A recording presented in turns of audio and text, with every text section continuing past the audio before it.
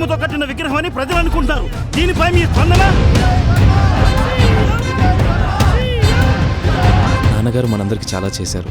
ఈరోజు మీరు నన్ను ఎక్కించిన ముఖ్యమంత్రి పీఠం కూడా నాన్నగారు పెట్టిన భిక్షే.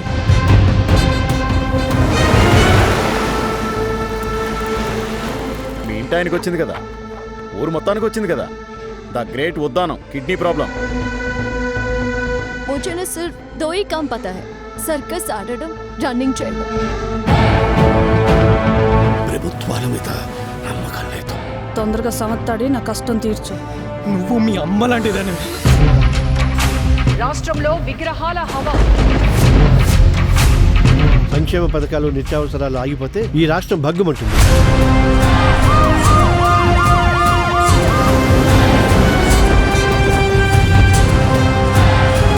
ఈ రాష్ట్రాన్ని తాకట్టు పెట్టైనా సరే మా నాన్న విగ్రహం కట్టిస్తాను. శాటిలైట్ నుంచి చూస్తే విగ్రహాలు మాత్రమే కనిపిస్తాయా సార్?